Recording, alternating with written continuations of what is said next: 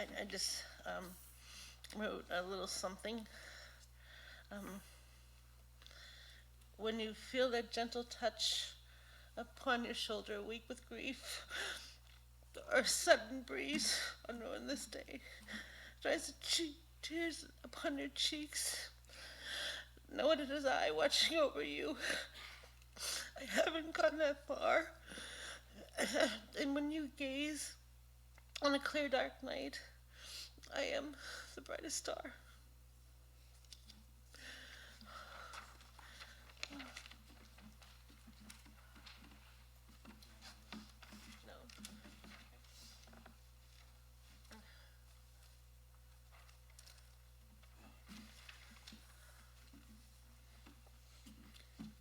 How's your day going?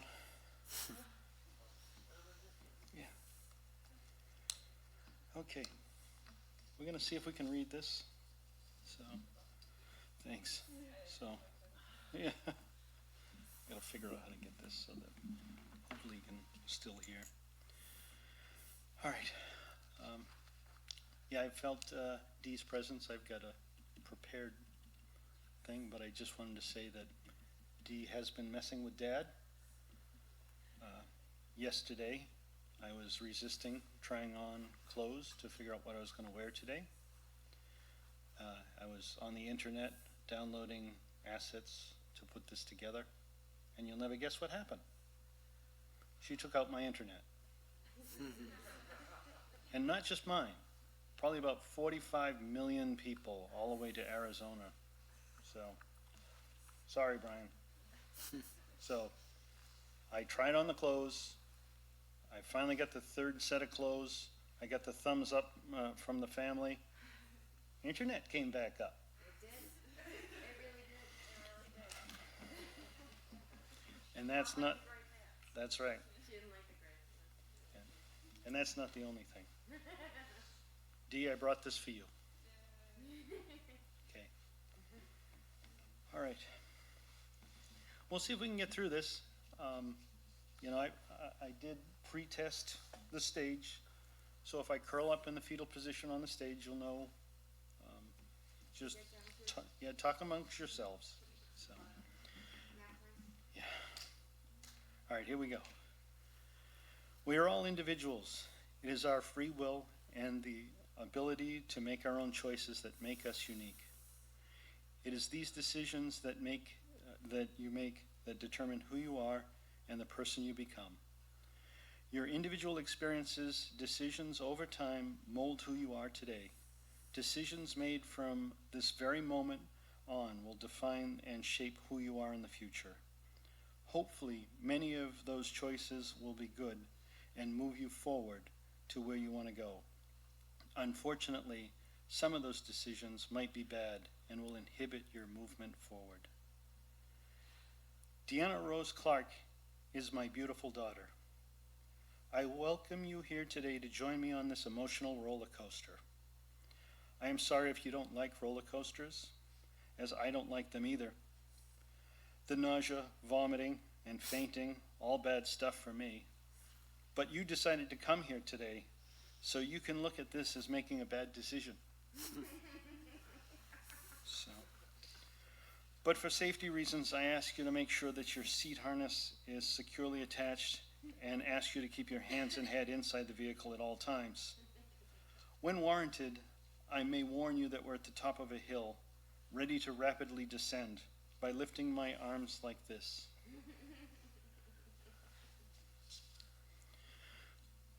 I've been trying to remain calm and strong for the family after the tragic loss of my daughter, Deanna Rose Clarke, as she has left us much earlier than expected.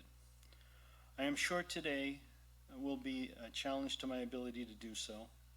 I hope to give you more insight into my daughter, Deanna Rose's Clarke life.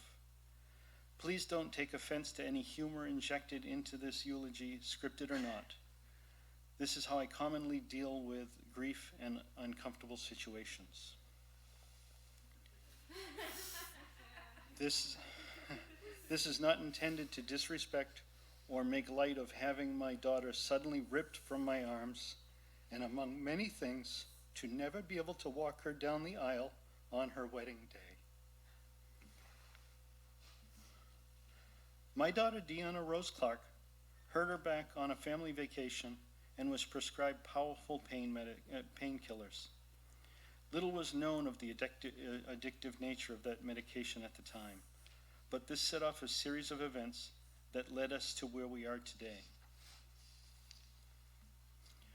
Watching and caring for my daughter, Deanna Rose Clarke, for over the last 15 years of her short life, it has become plain as day to me. Her addiction acted as a non-physical disease like cancer. You can think of it as a cancer of the brain, as it takes over one's ability to make rational good decisions in moving their life forward. It is this physiological and psychological base of the disease and associated societal attitudes towards mental health issues that form a stigma. That stigma is the scarlet letter A for addict. Sometimes medical care facilities and first responders see that scarlet letter A when the person, yes person, not addict, requests or needs help, and the results vary. We have sometimes seen valiant assistance, but at other times it's clear that they feel like they don't want to waste their time. It isn't like becoming an addict is a choice. I assure you that this did not happen at any career day in school. The teacher asked the first student, "What would you like to be when you grow up?" Their answer, "A fireman. I want to save people from burning buildings." The teacher then asked the second student, and the student replies, "I want to be an engineer. I want to build things." The teacher asked the third student, and the student replies, "I would like to be a drug addict. I would like to keep my family up worrying about my safety 24/7 while not having a penny to my name. I feel giving up my mind and eventually my body to drug addiction will get me stigmatized by friends, family, and society as a whole. This is what I want to be when I grow up." Again, I express this does not happen. My daughter, Deanna Rose Clarke, never came home from school to share this life ambition, nor did we get a call from a teacher that she expressed such a desire. She had many passions in life, including woodworking, fishing, and traveling. Simply put, people don't choose addiction, much like they don't choose to be afflicted by cancer. Sometimes life just isn't fair. Around this time, I suspect a few of you are wondering why I keep using my daughter Deanna Rose Clarke's full name. By the end of this eulogy, the answer will become clear. For the addicted person, loved ones help fight the disease and extend the patient's life through their help and unconditional love. The disease fights back against those trying to kill and defeat it. It does this by controlling the actions and words of the patient, forcing them to say hateful and nasty things back to their loved ones and support team. It also may force the patient into seclusion and depression to stop the mind from listening to and even seeing those trying to help fight the disease. This helps the disease grow stronger, and it starts to take over the physical body. During this fight, you quickly realize that your loved one, the patient, is being controlled or consumed by the disease. The hateful or nasty things they say are not their words, but the words of the disease, protecting itself from the loss of its host.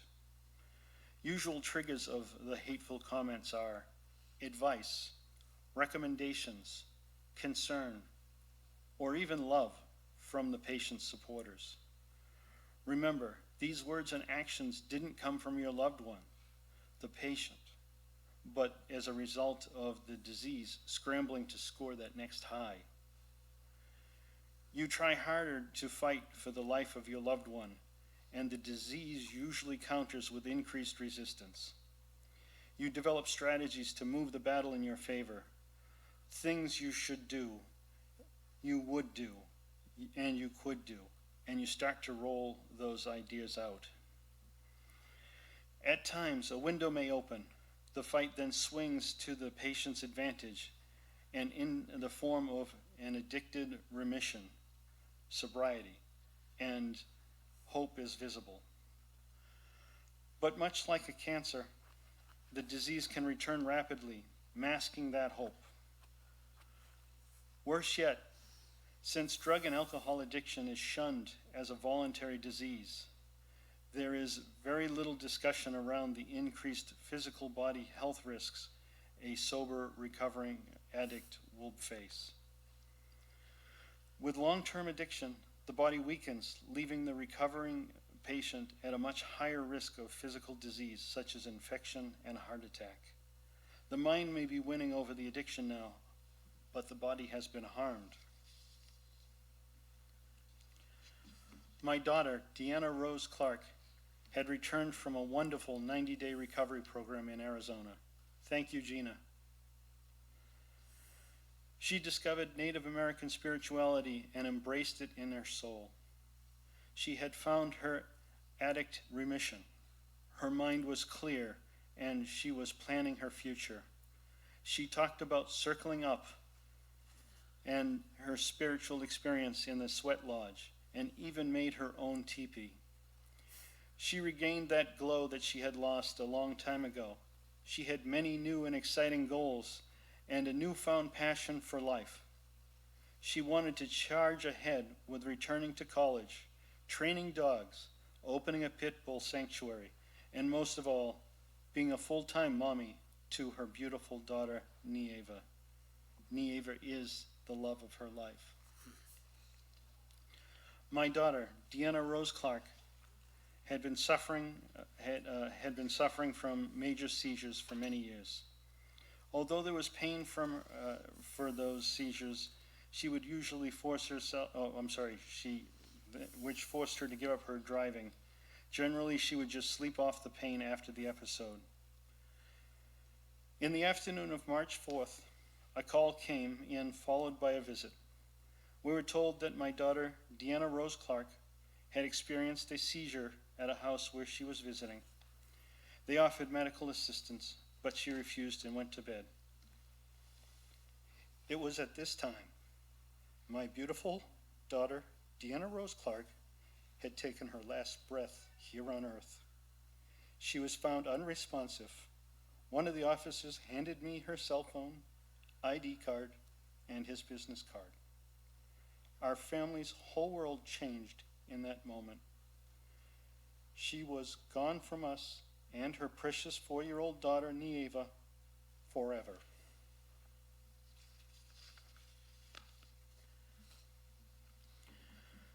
Due to her hard work and fighting the demons and shadows that haunted her for the past many years, my girl died at the top of the mountain she struggled to climb for 15 years, rather than at the bottom of the mountain. And for this, I am grateful. With the adults in the family struck with grief, the curious and bright Nieva kept asking me what was going on. After regaining some composure, I managed to start describing what happened in a way I felt she would understand. After several cross-examinations from Nieva, as she wanted to understand what Grandpa was saying, I finally shared with her that Mama will not be able to come over and play with her anymore. She started to cry a bit. She then got quiet, opened up to me saying that she understood and that she was going to miss Mama. She continued, "Grandpa, but that's okay. Mama will live under a rock." I had no idea what she meant by her mother living under a rock. As I asked her what she meant, she repeated the same statement, which didn't help my understanding. So I started to cross-examine her back. After some back and forth, she described other relatives which she had visited in the cemetery. It was at this moment I realized the rock she was talking about was a headstone. At this point, I started to break down again. Nieva then tried to console me, and she added that, Grandpa, it will be okay. Mama will be living under a rock, but she will now be in the sky. And to this day, Nieva feels that Mama is now just in the sky.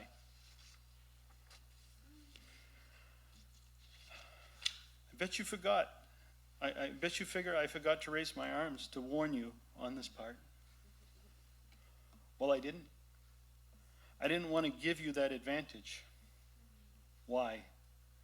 Because sometimes life isn't fair. And today is one of those days. Also, since you trusted me, I would raise my arms to warn you. Rack this up as another bad judgment for the day, for you trusting me. And for some of you, this roller coaster ride may end today. I assure you that this ride will continue for us.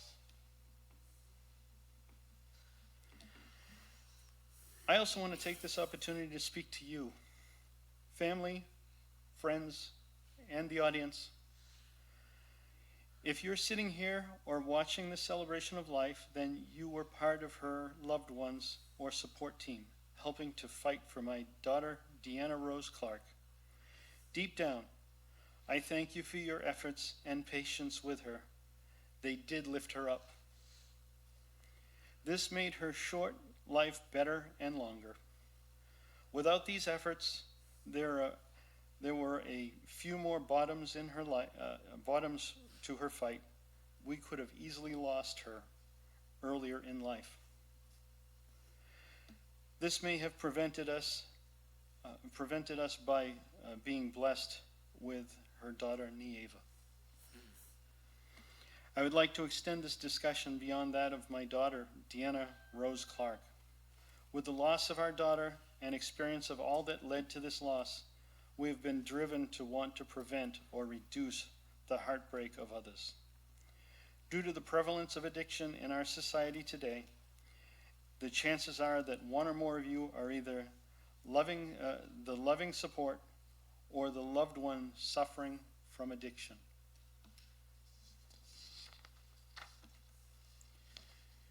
If you are the sufferer, try whenever you are able to, and as many times as you are able to, reach out for help. Start to wear your scarlet letter in public. Addiction wants you to be alone and in the dark. Shine the light on addiction in public for love. This is what Diane and I wish to do moving forward. Addiction is damaging younger generations, and it needs to be stopped.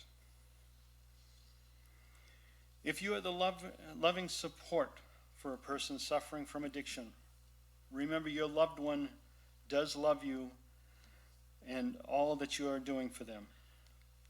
The disease is stopping them from being able to express this to you.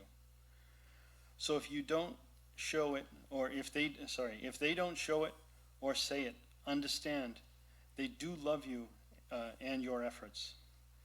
And if you find yourself in a similar situation as Diane and myself, understand that you have done the best that you can to help with the fight. The goal here isn't to take away the grief you feel from your loss.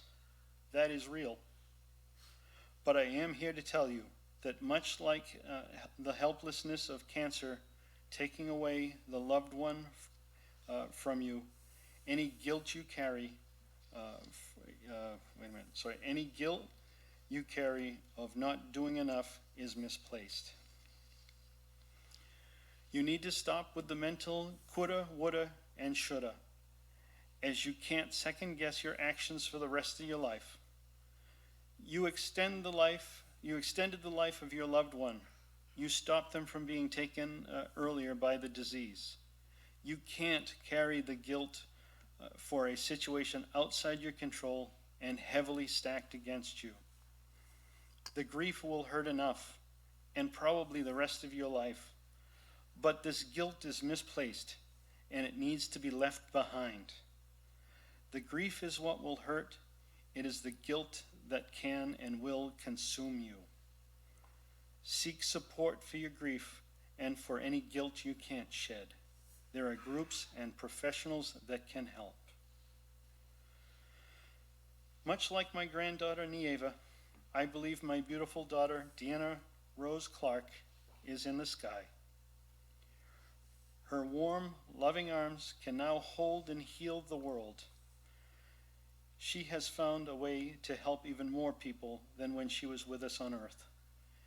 She is now able to help people and her favorite dog, the pit bull, around the world. Ever since the news of our loss, people keep asking me if there's anything that they can do. I have just wanted to ask them to do one thing. I just want my beautiful baby girl back. I know that isn't possible, but I have found a way for you to help me with that. I am a firm believer that when someone passes from our world, they only truly die when they are forgotten. Much like William Shakespeare, Martin Luther King Jr., and George Washington live almost every day due to someone reading a book or due to a school lesson, these people are never forgotten. Collect your memories, experiences, observations, and knowledge of my daughter, Deanna Rose Clarke. Take what you have learned here today, both good and bad. Remember all of that in your dreams and thoughts. Share it with your friends and family.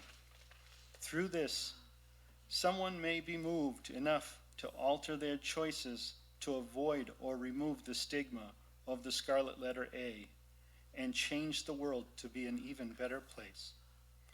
So please, help my daughter, Deanna Rose Clarke, live on forever. Do not forget her. Thank you.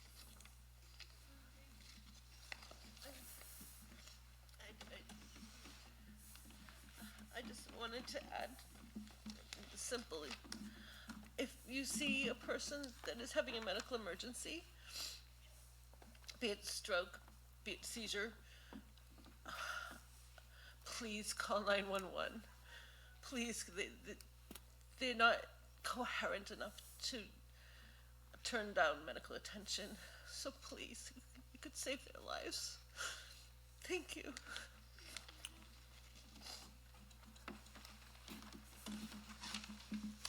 I'd like to invite us to just take another few moments in quiet reflection as we share this video.